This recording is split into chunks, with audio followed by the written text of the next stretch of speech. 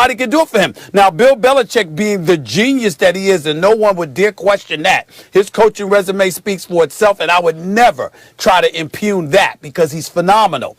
But the bottom line is that you can put dudes in the right place to win all the time.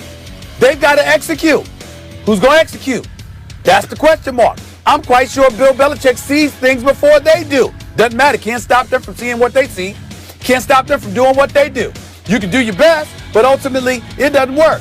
Now, obviously, when we look at the Patriots last year, you had 8 dudes that called out for the season because of COVID-19. They didn't want to participate. And I think that had a devastating impact, which is why I think that Bill Belichick did a damn good job last year.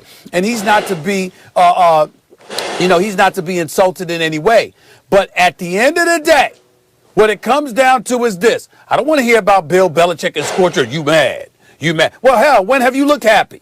I don't recall Bill Belichick looking happy much. Okay, unless it's on Championship Sunday after winning the Super Bowl. That day, but all of those days preceding that day, he never looked happy any damn way. So what Louis Riddick is saying doesn't mean much to anybody else. Bill Belichick always looks that way. He always looks like he's ready to go scorched earth. He always looks motivated and unhappy and a bit truculent and acerbic and all of those other words that you want to throw out. It don't make a damn bit of difference. At the end of the day, that man needs a quarterback.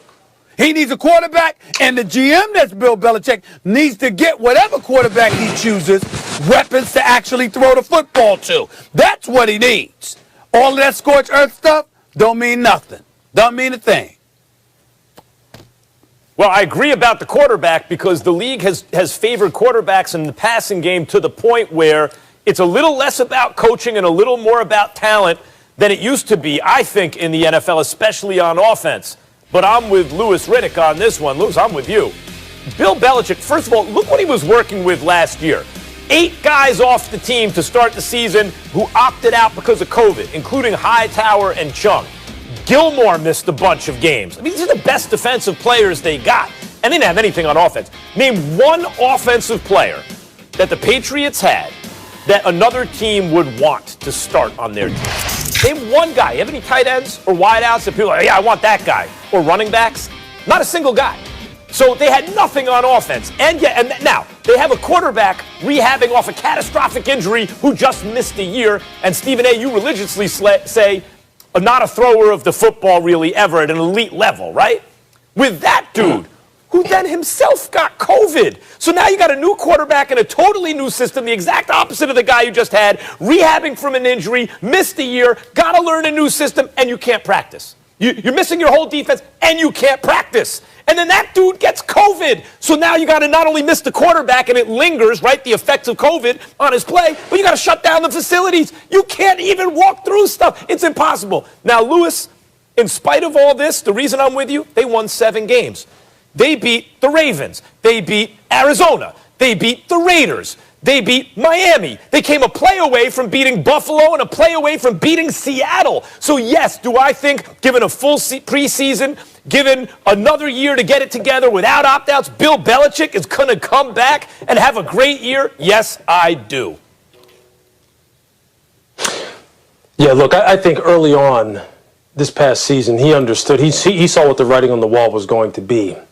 And whereas he was never coaching to just get through this season, I think he also understood that 2021 is when he was going to make his return, where he was going to have a bunch of cap space. He knew that he had to address quarterback, but he knew then he could kind of really restock the coverage for this football team.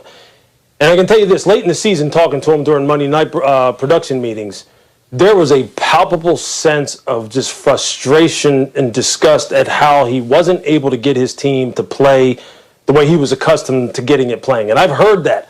I've heard that sound in his voice before. I heard it when I was sitting in the amphitheater in Cleveland, in Berea, in the football facility when we weren't playing up to our potential. And I know how he comes out firing and with a renewed sense of urgency when he's feeling that way.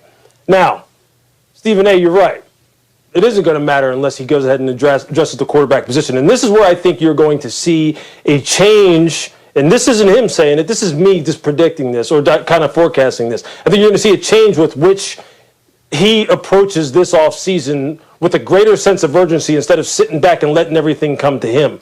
which is what he has had the liberty of doing, given the fact that he is who he is. They've had the success that they've had, and people basically said, well, if you want to win championships, just go to New England. I don't think anybody necessarily looks at it that way anymore, especially with number 12 not being there anymore. I think you're going to see a different approach as far as I'm going to be much more aggressive now. And number one, I know I got to take care of this quarterback position. And I know I've got to get us some wideouts on the perimeter, and this is the perfect year to do it. Number one in free agency and number 2 in the draft. And I see you, Stephen A. I see you out of the corner of my eye. I see you sitting there like this. All I'm saying is this. His approach is going to be different. Hold on, let me finish this. His approach is going to be different. It's going to be different. It's going to be much more aggressive. And Max, as you point out, look, with a roster that was just depleted last year, he still had people on the ropes. Over and over again, until late in the season where he just couldn't do it anymore. He couldn't do it with smoke and mirrors anymore. It's going to be a big year for him. Just mark my words, it's going to be a big year. Fine. It's going to be a good year. Let me talk to you about something, Mr. Chippendales. No, I didn't say a good year. I said a big year. Let me talk to you about something. I got you. A big year. A big year. Let me talk to you about something, Mr. Chippendales, all right? Yeah. You know, smooth daddy, got the collar open. You macking. I got it. And you've been chilling. Clearly you were chilling a little bit too much. Now, I thought you did a fantastic job on Monday Night Football, but clearly you were chilling a little bit too much when it came to Bill Belichick. Bill Belichick sat back and let things come to him. Bill Belichick sat back and said, let me just let things come to me. Stop You it. missed the context with which I said that, Stephen A. You missed the context with which I just said that. In the offseason, Bill plays the patient game. He plays the long game better than anybody. He always has. But this year his approach is going to have to be different. See, you know what? Not with wide receivers. That's not true. Okay, well, I'm saying, listen, I'm saying overall he plays the long game better than everyone. Because of the fact that he doesn't like to delve into free agency the first 24, 48 hours, he understands that that the time with which you make these transactions is critical. First 24 to 48 hours, players have all the leverage. That's where the worst deals are made. I think Bill's going to be a player early on. I think it's going to be one of these situations where he's going to have to be aggressive and recruit and get people to come to New England and not have people just saying, you know what? If we want to win, what I'm saying is I think the approach is going to be much different. Are you willing to admit that Bill Belichick, the GM, not the coach, not the great coach, Bill Belichick, the GM, has been subpar. Bill Belichick, the GM, has dropped the ball. Are you willing to admit that? And maybe it wasn't because he laid back. Maybe because it was arrogance, because he was like, yeah, damn it, I'm Bill Belichick. This ain't about Tom Brady. I know what the hell I'm doing. Is that possible? You know what?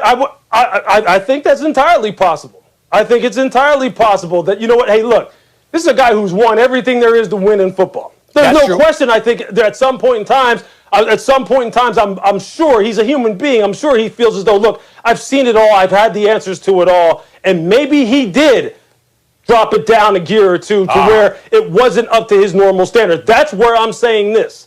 This year, the way it played out, the frustration I heard in his voice, his quarterback that he drafted, his program developed, they won all those championships together, leaves, goes to a different organization. Everyone's saying, and look, it's pretty obvious right there in front of our face, this guy's having fun, this guy's living, he's on boats, he's living in Derek Jeter's house. Bruce Arians is saying, I'm letting him coach, Tom's doing his own thing, and Bill's sitting there going, okay. So now everybody's going, well, maybe it wasn't Bill. Maybe we should go down here to Tampa and play with Tom. Heck, Tom is the one who's drafting. Tom's the one who's deciding if AB's coming back, if Chris Johnson's coming back, if Zach Barrett's going to get back. Go ahead, Max. I'm saying he's going to come back with a vengeance. We heard you. I'm going to come back at you. Go ahead, Max. This is the point. The point is, whether you like it or not, Tom Brady set himself up in Tampa. No doubt he set himself up to succeed, left the cupboard bare for Belichick. Whatever.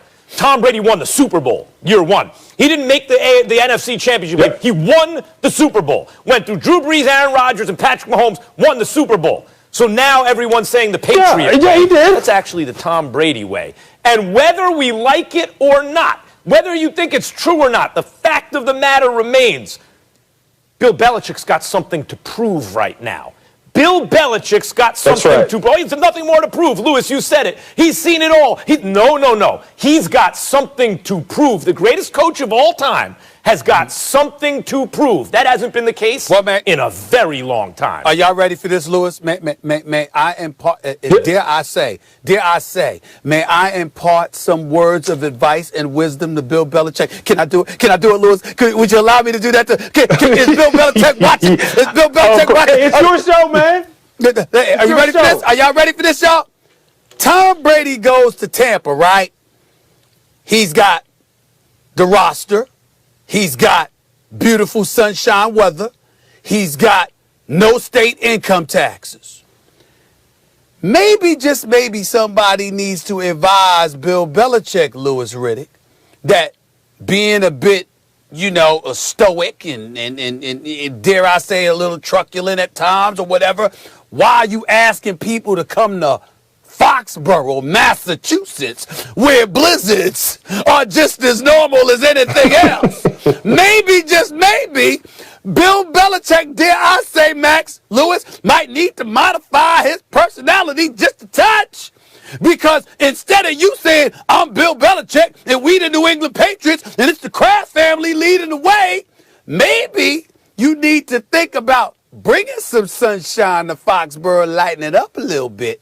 So Rob Gronkowski, because that's the key too. Remember, Rob Gronkowski was talking about it wasn't fun no more. He looked like he was having a lot of damn fun this last year in Tampa. Maybe, just maybe, Bill Belichick, you might need, an old dog might need to be taught a few new tricks. Learn to enjoy life a little bit. And make sure those players do the same. Hey, dare I say that's possible? Hey, you know what? Some more horses. I'm talking about to get the horses to come. You know what? I will say this, though. I will say this, though, Stephen A. I will say this, though, okay? Talking to him this year, he sounds different, okay? This is a guy who right now, who obviously he knows he's much closer to the end of his career than he is to the beginning. And he, like I said, there's nothing for him to prove, but as Max says, there's something for him to prove. And I think this will be a comprehensive reevaluation of what he needs to do in today's day and age. You know, Nick Saban told me this too. When I talked to Nick, and I've heard Nick talk about this as far as how he changed his recruiting process down there at Alabama. Because, look, he's the same way. He's cut from the same cloth. I played for them both. I know they're almost one and the same, all right? And Nick said this, in recruiting, I had to change the way I approach some of these kids. Because in today's day and age, look, the kids want to know about this. What's good for me first? Tell me how this helps me to come to Alabama. Tell me how this helps me. Don't jam all this team stuff down my throat. Tell me what Alabama can do for me. And then Nick says, you know what, that's fine. I'll sell that to you. Because in the end, we're all going to benefit anyway when you buy into ultimately what you see that I can do for you. I think for Bill, although the professional level is different, I think the way in which he goes about recruiting certain players to come to his place because of the fact that Tampa Bay isn't Foxborough, we all know that. But I think players overall look at things much differently now. They value things a little bit differently now. And some of the shine has come off the Patriot way. I think that's obvious. So I think you're going to see his approach change both in terms of his aggressiveness and the way in which he recruits people. And I'll tell you this. I can't wait till 2021 training camp rolls around because you best believe this. I'm going to make that drive to Foxborough. I'm going to make that drive up there. I think this team is coming out firing. That's all. I don't give a damn about training camp. I give a damn about the season.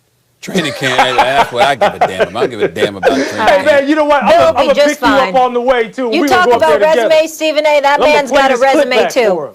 Yes, he does. He does have a resume. Let's leave it there. Phenomenal. All right, Lou, appreciate you. Deshaun Watson in